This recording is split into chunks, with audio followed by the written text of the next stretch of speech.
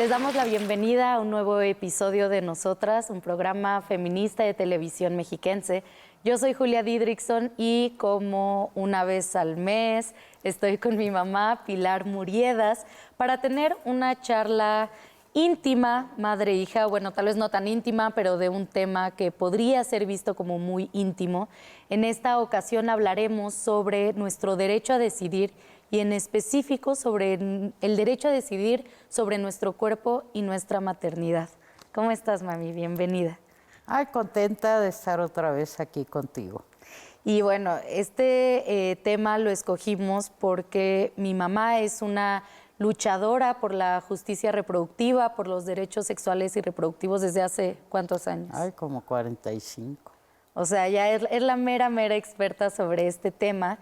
Y también porque creemos que es un tema que todavía sigue teniendo mucho estigma, pero también muchos mitos. Hay muchos mitos acerca del aborto y es un tema que debemos de hablar más entre familias, debemos de normalizar más el aborto como un procedimiento médico que representa en muchas ocasiones una vida más feliz para las mujeres si desearon no tener hijos. Así que, mami, empecemos diciendo qué es el aborto y por qué razones se aborta. Antes de empezar de eso, a mí me gustaría retomar algo que decíamos y seguimos diciendo las feministas. Primero hay que despenalizar el tema. O sea, hay que hablarlo, lo hemos hablado en los últimos años, por eso hemos avanzado. Y bueno, cuando hablamos de despenalizar el aborto, significa que no se castigue a las mujeres por tomar una decisión de interrumpir un embarazo. Ahora, bueno, ya en todo el país ya está despenalizado y eso ha significado que las feministas lo sacamos de la casa, lo sacamos de lo individual y lo pusimos en la arena pública, porque no era un problema que lo vivíamos en soledad, en secrecía, con miedos, con culpas y que la sociedad lo castigaba porque no había espacios para decir las razones por las cuales las mujeres deciden interrumpir un embarazo.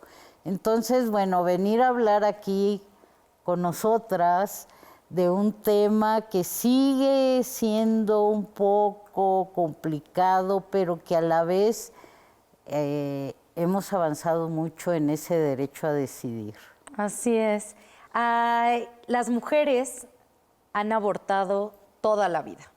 O sea, desde que las mujeres se empezaron a embarazar al principio de la humanidad, se han descubierto formas para abortar.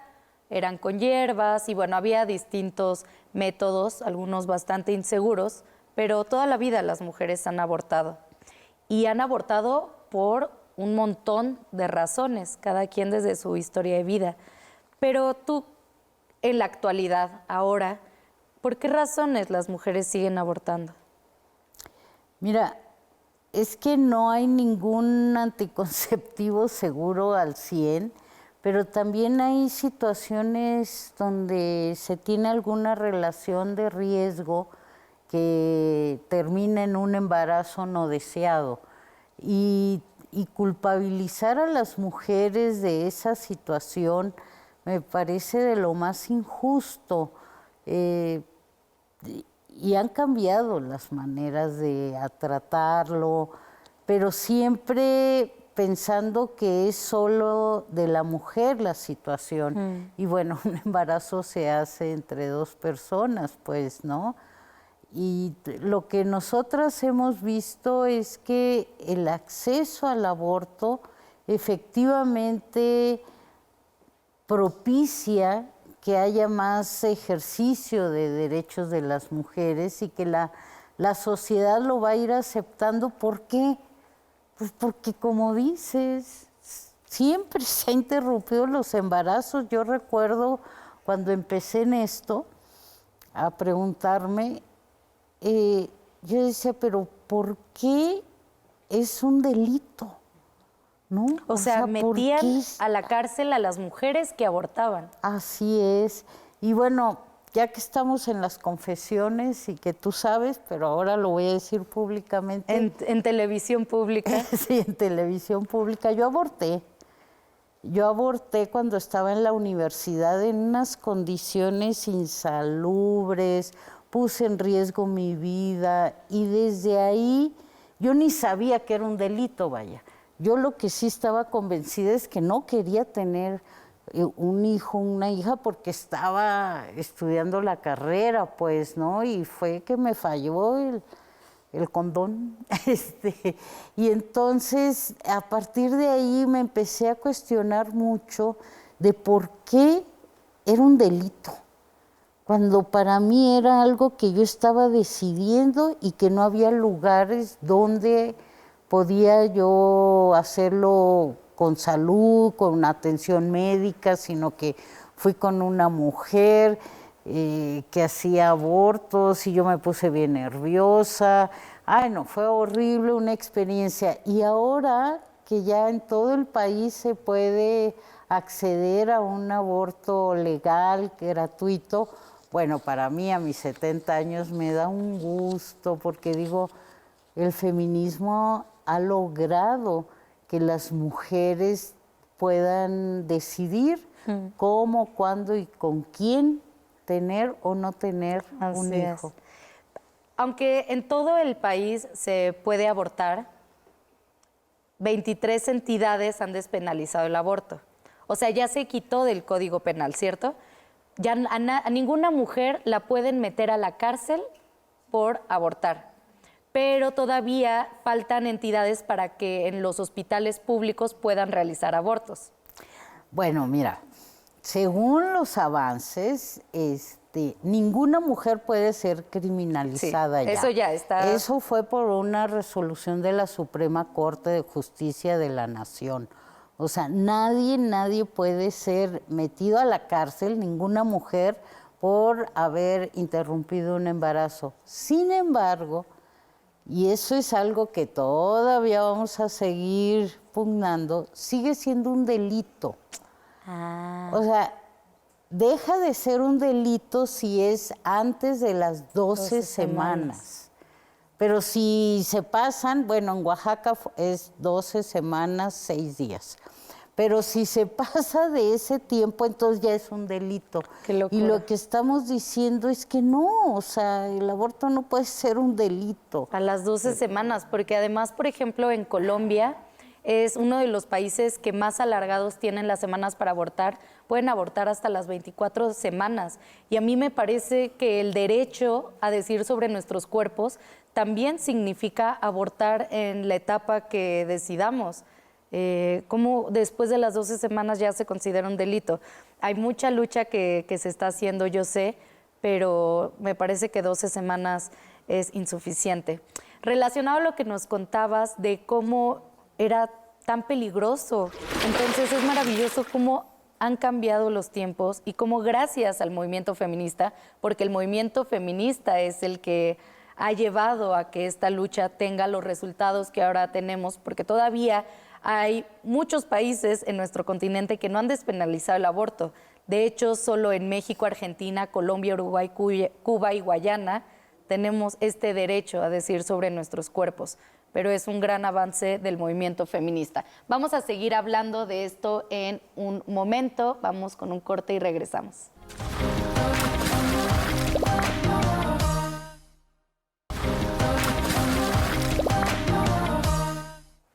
Regresamos a nosotras, estamos hablando sobre nuestro derecho a decidir sobre nuestro cuerpo. Nos encontramos con mi mamá Pilar Muriedas, con quien estábamos platicando sobre lo que implica un aborto, sobre lo que se ha concebido socialmente como es el aborto. Pero el aborto siempre es una decisión fácil. No, y también hay que quitar ese mito de que, ay, si se despenaliza... Todas vamos a abortar. No, y todas las mujeres van a estar aborte y aborte y aborte. No, todo lo contrario. Cuando es un aborto legal, o sea, lo que se hace es que tú vas a un servicio de salud, te hacen recomendaciones para poder prevenir embarazos no deseados. O sea, está comprobado que cuando el aborto es legal, entonces las mujeres ponen más atención, se cuidan más, que antes, que no se tenía la información. Había mujeres que no sabían ni por qué se embarazaban. O sea, por eso es tan importante aclarar que no es que, bueno, ya se despenalizó el libertinaje y entonces, no, a ninguna mujer nos gusta abortar, a ninguna. Pero es una decisión que tiene que ver con qué proyecto de vida tienes, por qué es importante interrumpirlo para poder seguir viviendo, por qué hay mujeres que al tercer parto deciden que ya no quieren tener más hijos, pero no pudieron prevenir esa situación por 1000 razones, ¿no? Entonces, sí, lo primero es decir que no es cierto eso de que vamos a estar aborte y aborte y aborte, mentiras. La otra es que se previenen riesgos de vida. O sea, por mucho tiempo en México la muerte por aborto era la tercera causa en las mujeres, era gravísimo, era un problema de salud pública. Y eso era lo que decíamos, y de justicia social. ¿Por qué de justicia social? Porque las mujeres que tenían dinero podían ir a los hospitales privados, pagar, aunque fuera ilegal. Ajá, pero pues daban ahí un dinerito. No, se pagaba el servicio, o sea, había mujeres inclusive que se iban a Estados Unidos porque allá no era delito. O sea, era una cuestión de justicia, de injusticia social. Sí, claro.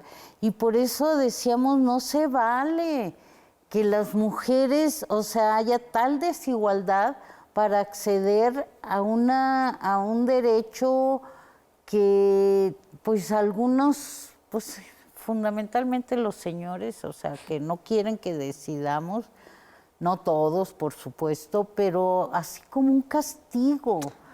Te embarazaste, pues ahora tienes al Responsabilízate. Hijo. Entonces, bueno, todo eso al despenalizar el debate, ¿no?, se ha podido ir comprendiendo por los tomadores de decisión, por jueces, por la Suprema Corte, y todo eso porque salió esto de que era una cuestión de democracia y de justicia social. Y yo quiero además de agregar que es un tema de salud pública, un tema de justicia social, un tema de democracia, también quiero decir que es un tema de deseo, y eso pocas veces se habla, que la importancia que debemos ponerle al deseo del proyecto de vida que queremos tener las mujeres, los hombres y cualquier persona. O sea, es decir, yo quiero seguir luchando por la justicia reproductiva porque merecemos este deseo a una vida que vaya conforme queramos, conforme a nuestros deseos. Y el ser madre debe ser un deseo.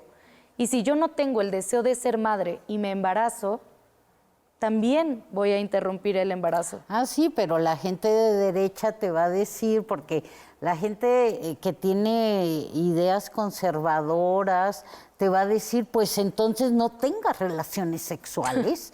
O sea, de veras que hemos escuchado, bueno, yo tengo 45 años en este tema, hemos escuchado unas barbaridades como que, pues entonces córtate las trompas y que ya no te embaraces, porque vas a matar a un ser vivo. Y no es cierto, porque yo me encontré en todos estos años con mujeres de doble moral, donde por un lado reivindicaban diputadas del PAN, ¿no?, diciendo, ay no, ¿cómo se va a despenalizar? Y luego iban a consulta con una amiga que hacía abortos y decían, ay doctora, por favor, es que mi hija, fíjese que se embarazó. Entonces hay mucha doble moral. Así es. ¿No?, de por qué las mujeres es la última es una decisión que tomamos al último, no es de que, ay, ya, voy a tener relaciones y entonces si me embarazo, Pues no ya hay, aborto. ay, sí, Claro, yo aborto, no no hay es una problema. decisión tan a la ligera, pero lo que yo quería decir con que es un método seguro, porque también deben de saber eso, que si bien no es una decisión a la ligera, sí pueden abortar de forma segura y de forma autogestiva. Oye, en el Estado de México ya es ley y celebramos muchísimo desde este programa, desde nosotras, que hoy las mexiquenses ya puedan decidir sobre su cuerpo, sobre si quieren abortar. Y porque estuvimos investigando mi mamá y yo, y muchas de las mujeres del Estado de México iban a la Ciudad de México a abortar y hoy pues ya pueden abortar en su propio estado. Sí, a nosotros nos dio mucho gusto porque ustedes saben, hay una zona metropolitana importante donde hay mujeres del Estado de México que sí accedían a los servicios en la Ciudad de México, que desde el 2007 está despenalizado el aborto, y desde noviembre del 2024 se tardaron, la mera verdad, pero en el Estado de México ya está despenalizado.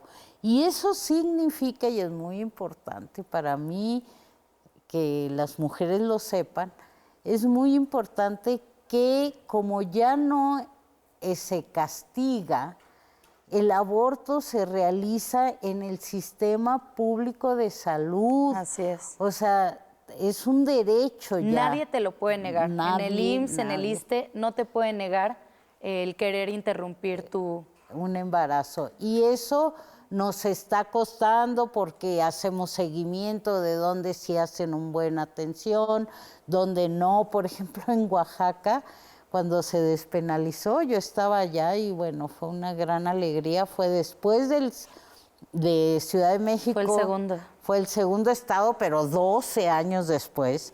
Pero, por ejemplo, las mujeres imprimieron la ley y la enmicaban y con eso iban a decir, es una ley y tengo derecho, Claro. porque el aborto en Oaxaca es gratuito y legal.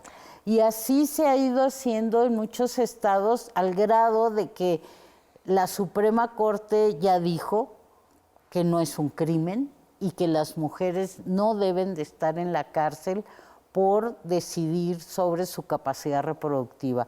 Entonces, sí, que todas las mujeres y también los señores sepan, porque hay que acompañar a las Claro, mujeres. los hombres también se deben de involucrar. Ay, sí, porque eso de que, bueno, ella que lo arregle sola, no. Entonces, saber que en el sistema público de salud, hace poco salió el director del ISSSTE, el doctor Martí Batres, sacó que en todos los hospitales del ISSSTE se puede acceder porque capacitaron al personal. Entonces, bueno, poco a poco se ha ido haciendo como que medidas, condiciones para ejercer el derecho. Falta. No quiero que ahorita digan, ay, no, que aquí la clínica no sé qué. Sí, todavía falta. Pero si asumimos que somos sujetas de derecho y que tenemos que exigir una buena calidad, una buena atención, que no nos sancionen porque llegamos y que no, y para qué, y señora, y usted, traca, traca. Entonces, que todo mundo sepa, y por eso es para mí muy, muy gustoso hablar de este tema, porque ya lo logramos después de, más de 50 años. Y yo quiero terminar este programa reconociendo a todas las activistas feministas desde hace 40 años que empezaron a luchar por nuestro derecho al aborto, distintas organizaciones, entre ellas en la que estaba mi mamá, CIPAM, Salud Integral para la Mujer, pero también a católicas por el derecho a decidir. Ay, a sí, yo Gire. quiero, sí, a Gire, a Dedecer, a Equidad de Género, bueno, a grandes feministas como Marta Lamas, que dio, bueno, toda la batalla de distinta manera, y bueno, a Consorcio Oaxaca, Y en particular quiero mandar un saludo a Aide González de Católicas por el Derecho a Decidir, que trabaja mucho en el Estado de México. Y por supuesto a todas las colectivas más nuevas que también dan su lucha por el acceso al aborto. Así que muchas gracias a todas ellas y gracias a ustedes por habernos acompañado en este episodio. Gracias, mami. Vamos a la cápsula de recomendación. Hoy les quiero recomendar este libro que se llama Medea me cantó un corrido, de Dalia de la Cerda, que es una de las escritoras latinoamericanas más importantes en la actualidad. En específico les quiero recomendar el capítulo 1 que se llama Medea me ayudó a abortar, y es un relato en donde nos cuentan un aborto de forma realista, pero sobre todo de una forma sin estigmas. Recomiendo mucho todos los cuentos de este libro, son 6 historias interconectadas entre sí y les va a encantar la forma en la que Dalia de la Cerda relata las historias de cada uno de estos cuentos. Yo soy Julia Didrikson, muchas gracias por ver este episodio que disfruté mucho de grabar con mi mamá. Recuerden que grabamos una vez al mes con ella de temas que nos atraviesan a todas de forma intergeneracional. Nos vemos la siguiente semana aquí en Televisión Mexiquense.